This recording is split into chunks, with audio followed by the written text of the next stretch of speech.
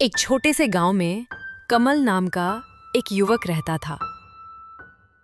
उसके माता पिता का निधन उसके बचपन में ही हो गया था, जिससे वो बिल्कुल अकेला पड़ गया था। उसके पास ना कोई सहारा था और न ही कोई जमीन जायदाद। वो एक छोटी सी झोपड़ी में जीवयापन करता था। गांव के प्रधान राम प्रकाश एक अत्यंत दयालु व्यक्ति थे। उन्होंने कमल की दयनीय स्थिति पर तरस खाया और उसे अपने यहाँ काम पर रख लिया। रहने के लिए उन्होंने कमल को एक अलग झोपड़ी भी दे दी। समय बीतता गया और कमल बड़ा हो गया था। वो आज भी मुखिया के यहाँ ही काम करता था और मुखिया को उस पर बहुत विश्वास था। एक दिन मुखिया ने कमल से कहा, कमल, अब तुम शादी क्यों नहीं कर लेते? तुम्हारी उम्र हो गई है। जब तुम्हारी पत्नी आएगी तो वो तुम्हारा आधा काम संभाल लेगी, घर संभालेगी और तुम्हारे खाने पीने का भी इंतजाम हो जाएगा। मेरी भी अब उम्र हो चली है, पता नहीं कब भगवान का बुलावा आ जाए। मैं चाहता हूँ कि तुम्हारी शादी मेरे सामने हो जाए ताकि मैं तुम्हारे लिए निश्चिंत हो सकूं। अरे मुखिया जी, ऐसी बातें क्यों करते हैं? आपको मेरी उम्र भी लग जाए, आपके सिवा मेरा और कौन है यहाँ? आपने मेरे लिए बहुत कुछ किया है। बचपन से लेकर आज तक आपने ही मुझे माता पिता दोनों का प्यार दिया है। आपका यह उपकार मैं कभी नहीं चुका सकता। उपकार की बातें छोड़ो कमल, बताओ शादी करोगे? लड़की मैं ही देखूं या तुमने किसी को पसंद कर रखा है? नहीं मुखिया जी, मेरी नजर में कोई लड़की नहीं है। आपको जैसा ठीक लगे आप वही कीजिए। मुझे आप पर पूरा भरोसा है। आप मेरे लिए भगवान से कम नहीं हैं। आप जो भी निर्णय लेंगे वो उचित होगा और मेरे भले के लिए ही होगा। अब आप ही मेरे पिता समान हैं। ठीक है भाई, मेरी नजर में तुम्हारे लिए एक बहुत अच्छी लड़की है। और हाँ, तुम शादी के खर्चे की चिंता बिल्कुल मत करना, वो जिम्मेदारी मेरी हुई। आखिर पिता का दर्जा दिया है तो मेरी बात ही माननी पड़ेगी। जी मालिक, जैसा आपको ठीक लगे। मुखिया जी का एक बेटा भी था आदित्य, जो ये सारी बातें सुन रहा था। वो गुस्से से अपने पिताजी के पास जाके बोला, पिताजी आप क्या कह रहे हैं? आपको क्या जरूरत है कमल की शादी का खर्च उठाने की? ये मत भूलिए कि वो हमारा नौकर है। नौकर से इतना लगाव ठीक नहीं है। ऐसे तो वो सिर पर चढ़ जाएगा। आज आप उसकी शादी के लिए पैसा देंगे तो उसे आदत लग जाएगी।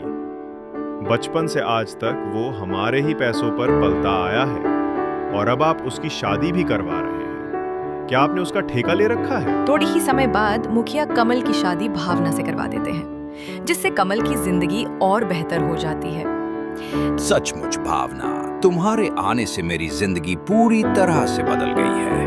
अब तक मैं अपने सारे काम खुद ही किया करता था, खाना पकाना, कपड़े धोना।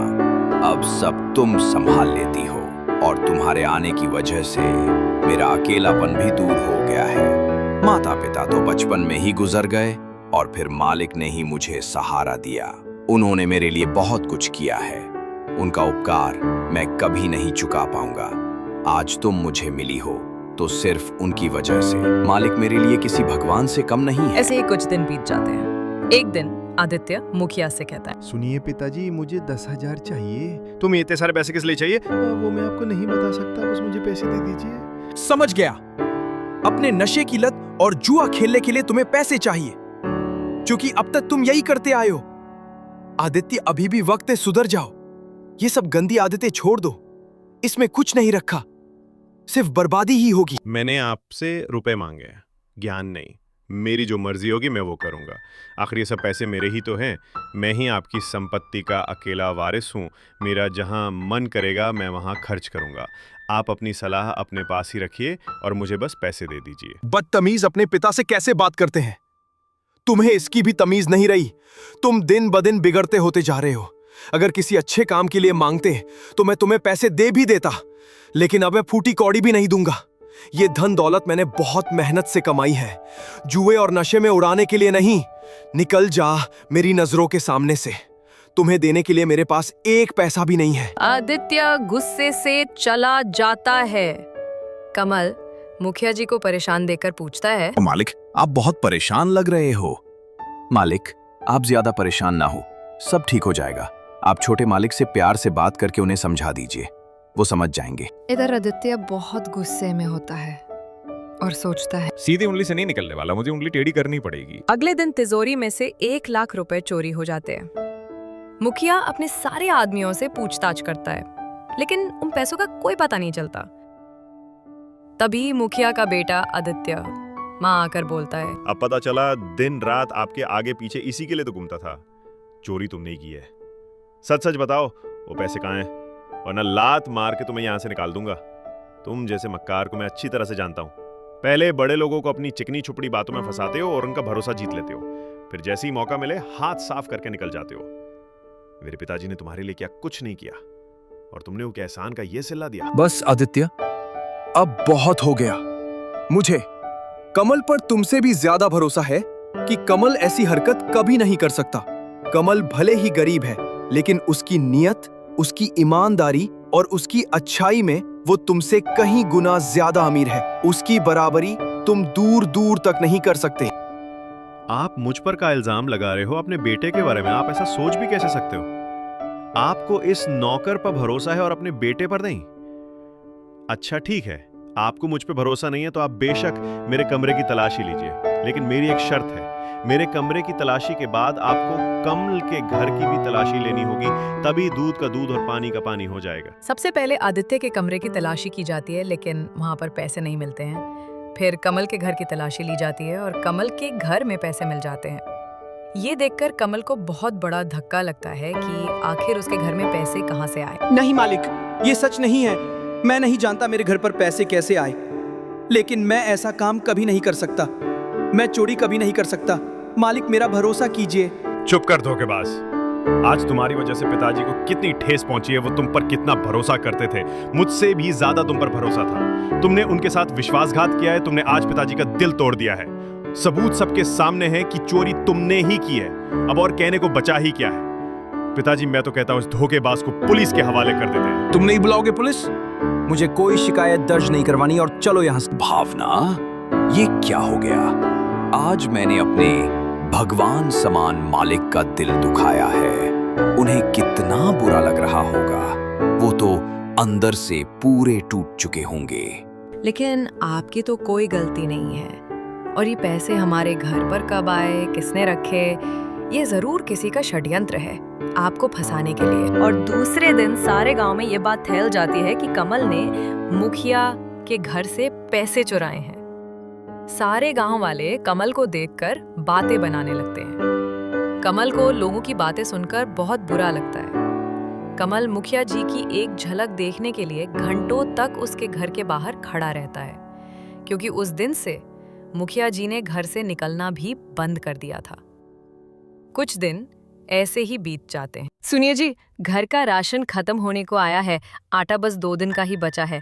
आप अपने मालिक के भरोसे और कितने दिन बैठेंगे? मुझे नहीं लगता कि अब वो आपको काम पर बुलाएंगे। आप कुछ और काम देख लीजिए, नहीं तो हमारे घर का गुजारा कैसे होगा? हमें भूखे रहने की नौबत आ जाएगी। तुमने मुझे पहले क्यों नहीं बताया कि घर का राशन खत्म हो गया है? अब बता रही हो। मैं अभी गांव में काम देख कर आता हूँ, शायद किसी के पास कोई काम मिल जाए। फिर कमल गांव में निकल पड़ता है और एक दुकानदार से पूछता है, हमने राम राम भैया, मैं काम की तलाश में हूँ। मुझे काम की बहुत जरूरत है। घर की हालत बहुत खराब है। क्या आपके यहाँ कोई काम मिल सकता है? आपकी बड़ी मेहरबानी होगी। तू वही चोर रघु है ना, जिसने मुखिया के यहाँ चोरी की थी? मेरे पास तेरे लिए कोई काम नहीं। क्या पता कल को तू मेरी दुकान से कुछ चुरा ले। निकल यहाँ से। कमल को यह सुनकर बहुत दुख पहुंचता है। वह वहां से चला जाता है। फिर एक दिन सेठ पृथ्वीराज के पास जाकर काम के लिए पूछता है और सेठ मान जाता है। ठीक है भाई, तुम कल से काम पर आ जाना। वैसे भी बहुत काम पड़ा है। मुझे 3-4 लोगों की जरूरत है।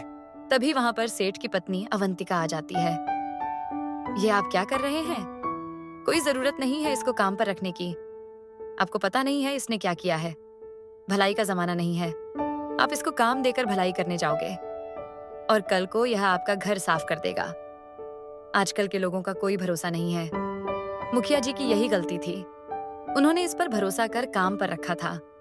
यहाँ तक कि बचपन से इसे पाला, इसकी शादी भी करवाई।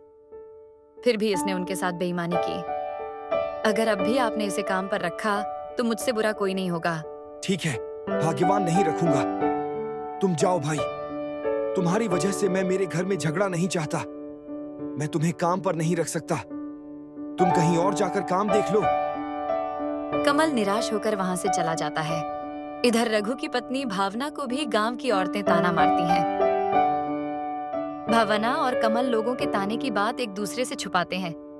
फिर एक दिन रघु के घर एक आदमी आता है और बोलता है, कमल, सेठ पृथ्वीराज ने तुम्हें आज से ही काम पर बुलाया है, चलो जल्दी से। क्या सच में भगवान तेरा लाख लाख शुक्र है, मुझे काम तो मिल गया।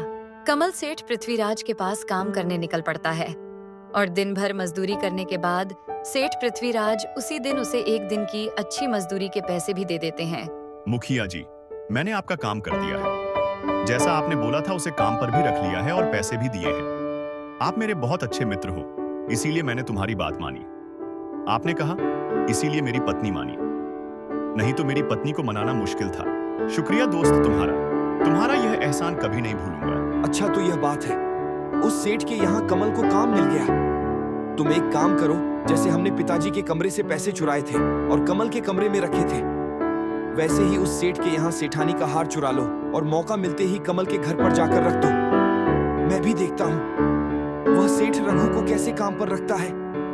उस रघु को मैं भूखे तड़प तड़प कर मरते हुए देखना चाहता हूँ। उसे पाई पाई के लिए मोहताज ना बनाया तो मेरा भी नाम आदित्य नहीं। यह सारी बातें मुखिया सुन लेते हैं। उन्हें बहुत बड़ा धक्का लगता है और कमल के लिए उनका दिल और भी तड़प उठता है। गुस्से में वे आदित्य के कमरे में जाकर बोलते हैं, अच्छा तो यह बात है, तुम इतना गिर जाओगे, ये मैंने कभी नहीं सोचा था। उस बेचारे कमल ने तुम्हारा बिगाड़ा क्या है जो तुम उसकी जिंदगी बर्बाद करने पर तुले हुए हो। मुझे लगा तुम सुधर गए हो, लेकिन मैं गलत था। तुम कभी नहीं सुधरोगे। तुम इतना गिर गए कि खुद के घर में तुमने चोरी की और इल्जाम बेचारे उस कमल पर डाल दिया।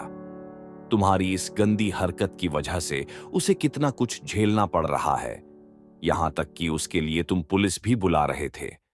अब मैं पुलिस बुलाऊंगा और सारे गांव वालों को भी बताऊंगा कि तुमने किस तरह से उसे फंसाया है। तुम ऐसे नहीं सुधरोगे। तुम्हारा क्या भरोसा, कल को तुम उस बेचारे की जान ले लोगे। तुम्हारा फैसला कल होगा सबके सामने। आदित्य कुछ भी नहीं बोलता, चुपचाप खड़ा रहता है। मुखिया वहां से चले जाते हैं और अगले दिन मुखिया सारे गांव वालों को अपने बेटे की सच्चाई बताते हैं और उसके बेटे की वजह से आदित्य को जो झेलना पड़ा, उसके लिए मुखिया उसे अपनी 10 एकड़ की जमीन रघु के नाम करते हैं ताकि उसे कभी किसी पर निर्भर ना रहना पड़े, और उसका नौकर भी डर के मारे सच बता देता है। पुलिस भी बुलाई जाती है और आदित्य और उसके नौकर को गिरफ्तार करके ले जाती है।